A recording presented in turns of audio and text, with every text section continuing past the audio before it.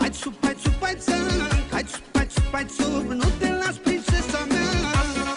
Dedicăm această melodie din partea mea, Nicolae Guță și Roxana, prințesa Ardealului, pentru domnul Ion Petrișor.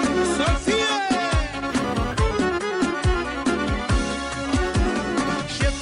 Șefa mea, fără tine nu pot sta nici o secundă în viața mea.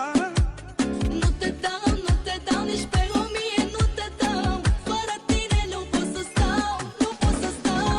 Iubire ca mea, nu o stă nimeni.